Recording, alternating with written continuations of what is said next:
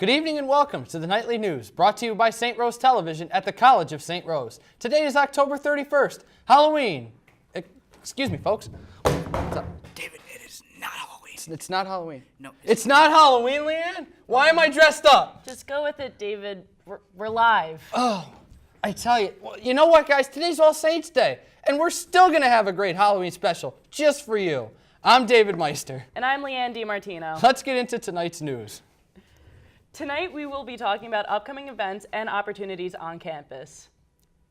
A battle of performing artists will take place tonight at 5 in St. Joe's Auditorium. 4 separate bands and solo artists will compete for the chance to open Rose Rock in the spring.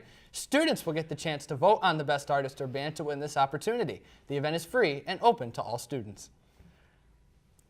Dr. Vanessa Northington Gamble is giving a presentation on historical racism and social injustice in healthcare. One of the main subjects will be the Tuskegee syphilis study. The talk will start tomorrow at 7 p.m. in the TUI Forum of the Lally School of Education.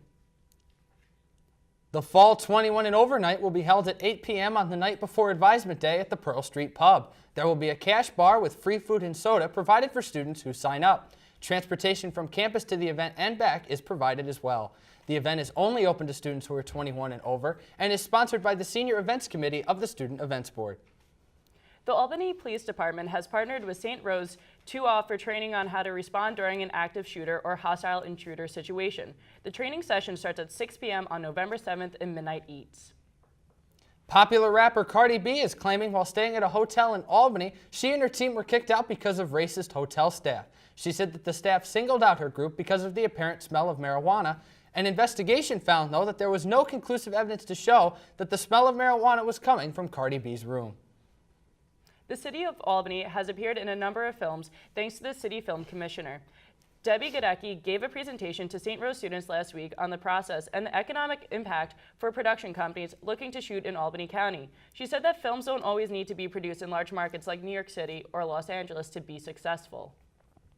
On Monday, many students gathered at the campus green at midnight to carry out the St. Rose tradition dubbed TP the Tree. In an effort to reduce the number of vandalisms in the Albany community around Halloween, St. Rose offers the event to allow students to let out their holiday spirit in a safe way. Dozens of students attended on Monday, and one student said the whole experience was amazing and that they want to go again next year. Now let's go to SRTV spooky meteorologist Theodore Stabile to tell us what to expect for weather for the rest of the week. Thank you. My eyesight has been momentarily disabled, so I'll dictate the weather to you with this braille slab I've been given. So, that seems like Wednesday. Yeah, sure. So Wednesday, it's going to be a high of 52 and a low of 46. Thursday, it's going to have a high of 67 with a low of 57.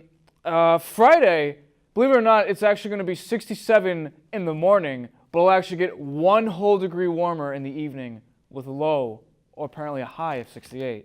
Then Saturday, it's going to be, give me a second. Come on.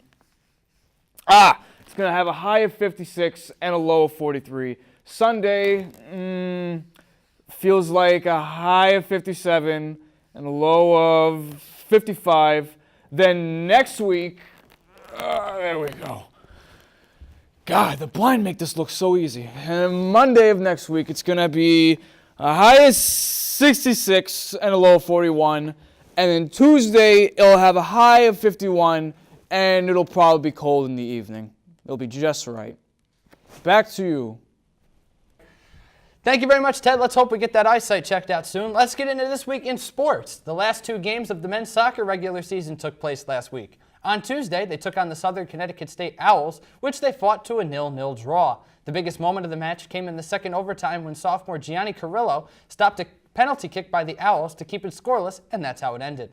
They look to end their season on a high note against the New Haven Chargers on Friday, which they did 3-1. The 3 goals were all scored in the second half, coming from junior Paulo Sedoya, freshman Andrew Lewell, and senior Suleiman Haruna Iya.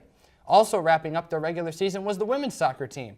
Last Wednesday, they were up against the Pace Setters, who they beat 2-1. St. Rose scored 1 goal per half. The first goal came from sophomore Victoria Barris, and the second from sophomore Caitlin DeBagian.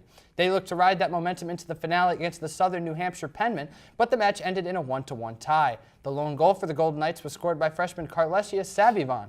In women's volleyball, St. Rose was up against the Merrimack Warriors last Friday. They took the win 3-0. Leading the way for the Golden Knights was sophomore Stevie Schweitzer with 12 kills on the day. They looked to make it 2 wins in a row against the Assumption Greyhounds, which they did, winning 3-1. Junior Shayna Weber led the team with 14 kills for the match. And that's all for sports this week.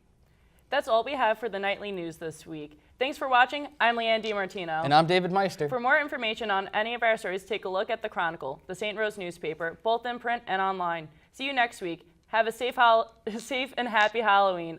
I mean, it happened already, but you get the point. Have a great night, everybody.